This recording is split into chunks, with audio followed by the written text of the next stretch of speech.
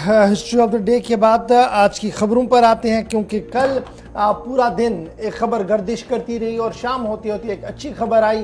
फिलहाल उस खबर का एक दूसरा पहलू है, दोनों बातें आपके सामने रखेंगे। क्योंकि बात दिल्ली से शुरुआत करते हैं, जहां पर लोकसभा का खुसूसी इजलास जारी है। नई बिल्डिंग के अंदर इजलास हुआ है और नई बिल्डिंग के अंदर इजलास होने के साथ ही ख्वातीन रिजर्वेशन बिल पर तकरीबन 8.5 घंटे की बहस मुकम्मल हुई और उस बहस के दौरान कल बाज़ाब्ता तौर पर जो ख्वातीन बिल है, रिजर्वेशन बिल है, उसे बाज़ाब्ता तौर पर मंजूरी मिल गई है।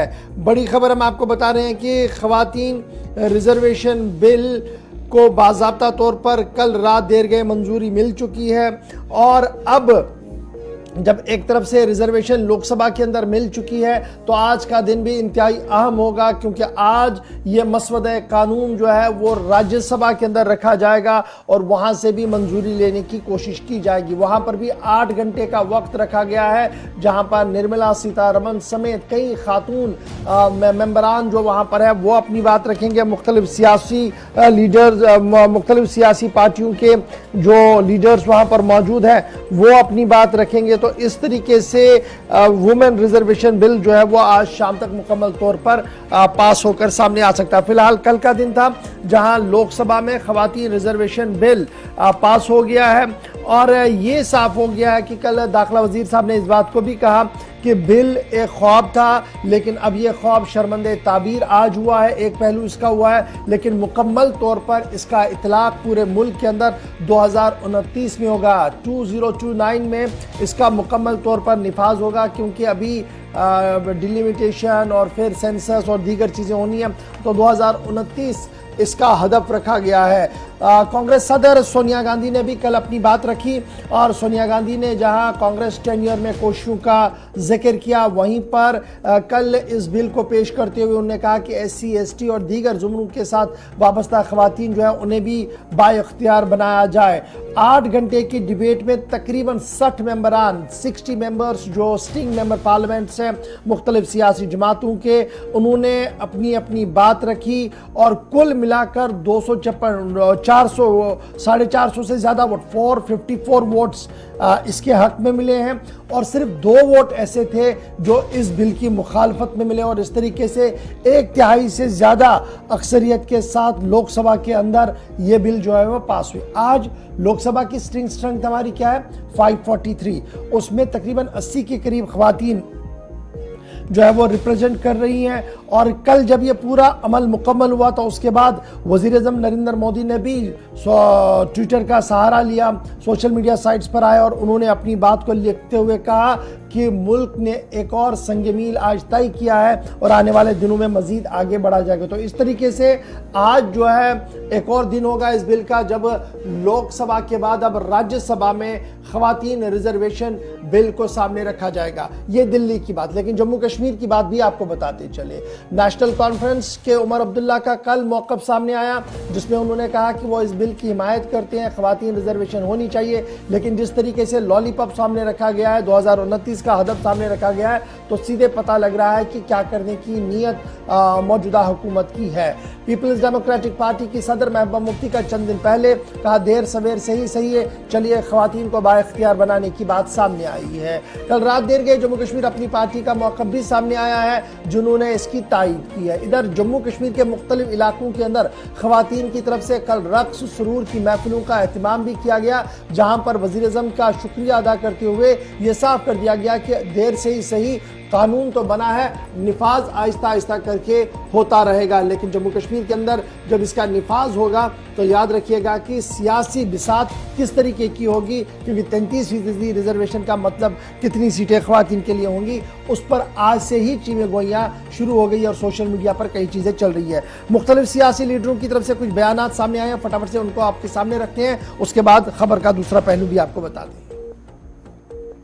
अद्यतन मत विभाजन का परिणाम इस प्रकार है।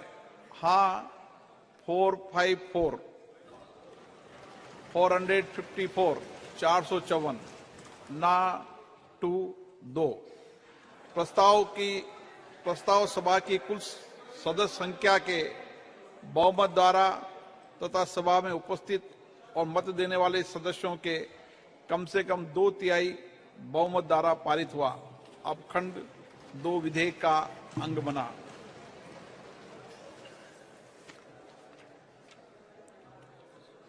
श्री आलोक कुमार सुमन, क्या आप संशोधन संख्या 8 प्रस्तुत करेंगे?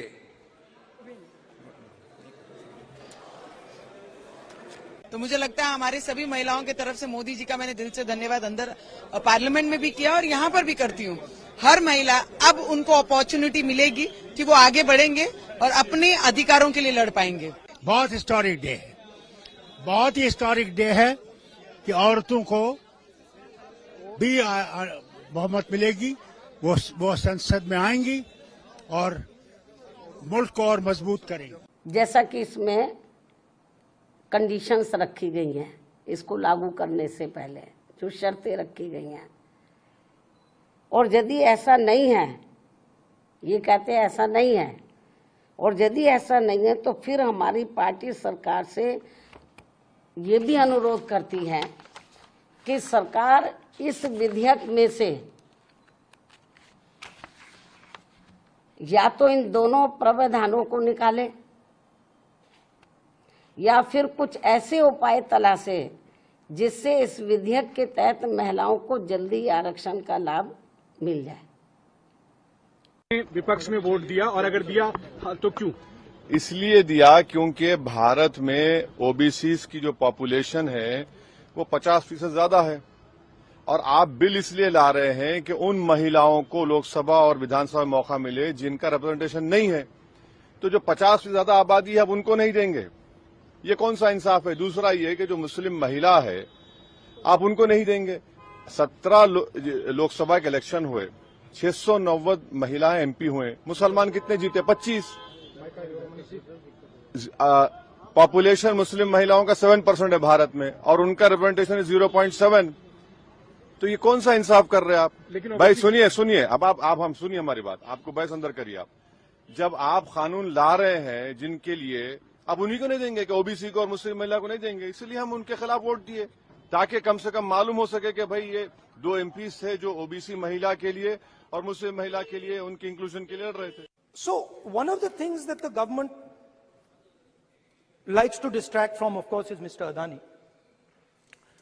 And there is another thing that the government likes to distract everybody from. And that thing is called the caste census. For some reason, and I don't quite understand what this reason is, the moment the opposition... आप सुन रहे थे मुख्तलिफ leaders के बयानात। असद ओवैसी ने इसकी मुखालफत की और कहा कि जिस तरीके से मसवदा कानून तहरीर किया गया उससे न तो मुस्लिम ख़वातीन को कोई फ़ायदा मिल रहा है और ना ही उन लोगों के लिए जिनके लिए डंडूरा पीटने की